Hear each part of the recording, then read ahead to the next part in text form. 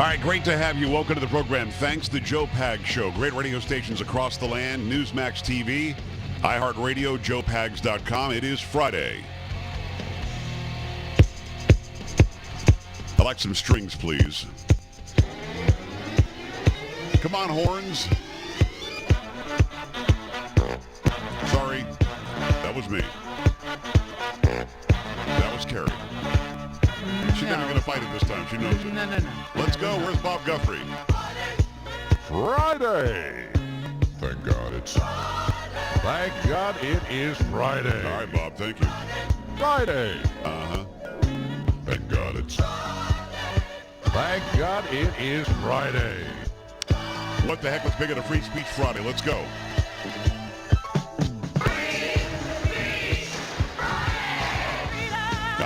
Freedom. Say what? Bring it down.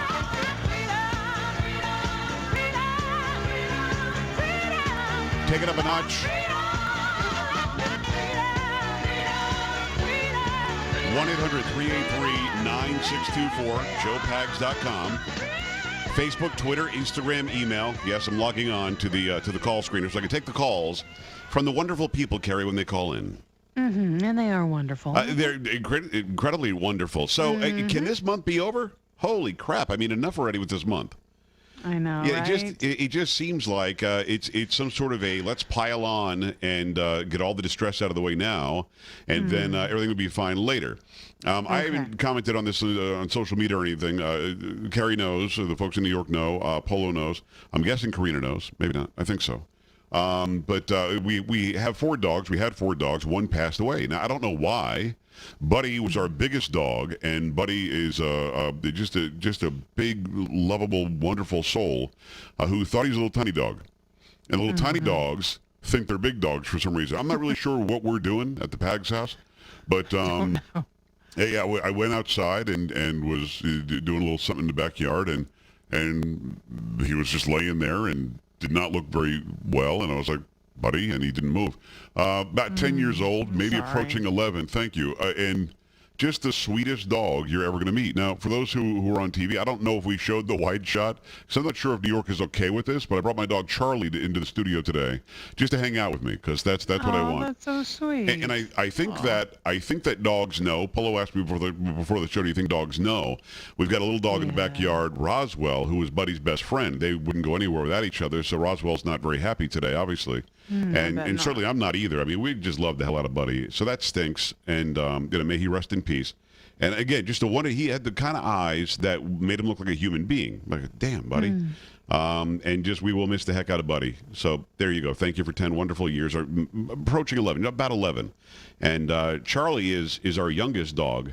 And he's a big damn dog too, though. And he's just hanging out with me at the studio today.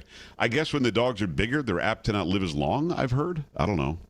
I have heard that too, but It's never fun. It's really true, but I know it's not. We go and get a pet, and we know what's going to happen. We know, I mean, obviously just the way that humans live and dogs live and cats live, humans live a lot longer. So you know that you're at some point going to face this, but you don't want to get to that day. It's not fun. Buddy had like 9 lives though. When we first had him, he got loose somehow at the other house, and I believe and not calling her out or anything, but I believe my wife ran him over a little bit, and that was like when he was like 1. And we got him fixed up, and he was wonderful after that. Came home once. Then we decided we can't let him loose again because he obviously likes to chase the cars. And so we had him tied in the back, and then he was so rambunctious that he wrapped himself up in it. Now he's choking. Now I had to get a knife. I had to take a knife out like a butcher knife from the kitchen. What the hell is Buddy trying to do? But I mean, we were okay for like 7 years. I mean, that's the first couple of years of his life. He was just nuts. Yeah, sad to see him go. And again, Charlie's like, I'm done with this, and now he's walking around, and look, it looks like he's gonna find a different place to go down. And now he's out of here. Now he's behind me in the other shot. Either way, he's hanging out today, and I hope that people will understand. And I understand, Michelle, our producer in New York, she lost a dog recently, so she knows what we're going through. And everybody listening has had some sort of a loved pet that they lost along the line. And a friend of mine lost a cat recently. So It sucks. And I'm ready for October to be over. I mean, from that, and of course the crisis with my daughter, which actually was in September, but it continued through October. In that, we're still healing and we're working through that process. And then, for God's sakes, the damn clowns. We've got that too. I mean, enough with already. October. You know what I mean? I know. November has to be a lot better. I'm sure it will be. Well, we've got the election at the beginning of the month, and then once we get that out of the way, no matter what happens, and we hope that it's Trump, I do anyway, no matter what happens, we can finally, I think, breathe a little bit, I think. That'd be nice. That'd be nice. Just letting everybody know I'm taking the next 7 months off after the election, just to you can't do that. No, I can't? No. To try to recoup a little bit. All right, so I'm floating around the TV last night, I guess on some channel, FXX, maybe it's Fox with an extra X. I'm not really sure what that channel is.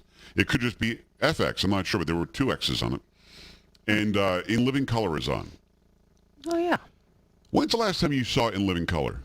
Oh, gosh, years. When it was on TV, I guess. For those who don't know, and I don't know when it ended, but In Living Color launched the careers of Jim Carrey and Jamie Foxx and Keenan Ivory Wayans and Damon Wayans, and there was another Wayans in there, or 3. But I mean, many people got their start there, and they have incredible careers now. Paula, when's the last time you saw In Living Color? Probably a couple of years. When did it stop? I mean, it didn't get out of the 90s, right? It was the ones I was watching last night were from the early 90s, so a full 20, 25 years ago. Yeah, it had to have been at least, I don't know, 98. Is that what it ended? Because these from last night were the early 90s. That's probably a stretch, but yeah. This is what I saw. This show cannot exist today. I'm just makes this as clear as I can. I'm watching this, and if you're offended by what I'm about to say, get over it. They're showing this on FXX, and it used to be on regular television back in the early 90s. I watched, I think, 2 episodes while, I don't know, floating around the internet or whatever the hell I was doing. And I saw them make fun of Asian women, the mentally challenged or retarded. Don't get mad at me. The word retarded is actually a scientific term. It just means that the brain is a little bit slower. Learning capability might be a little bit slower than the average human being.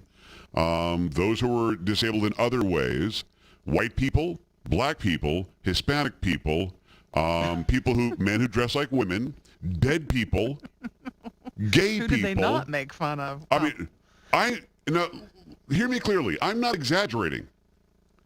And Carrie, and maybe this shows everybody what a horrible, disgusting human being I am. I was crying. It was pretty funny. That stuff was funny. Yeah. It was funny. You talk about the human experience, and maybe you exaggerate it a bit, and at the end of all of it, it's funny. We in this day and age can't make fun of the human experience anymore. It's just wrong. It's offensive. You're talking down to somebody. You're a something-ophobe. You're something-ist. And this show, I got to tell you, I don't know Damon Wayans. I don't know Keenan Ivory Wayans. Keenan Ivory Wayans was actually the executive producer of the show. But I first was aware of him in the movie I'm Gonna Get You Sucker, which if you haven't seen I'm Gonna Get You Sucker. I haven't seen that one. It was maybe in the late 80s, but it was very funny. Very funny, very stereotypical, very generalizing, and man, it was just funny. Chris Rock was in that. Jim Brown was in that. You had a lot of people who were in there, and it was just making fun of stereotypes. And that's what they were doing in Living Color. But you can't do any of that now. In fact, you can't even have Halloween. And you had a story about that the other day. We'll have another story about that during the program today.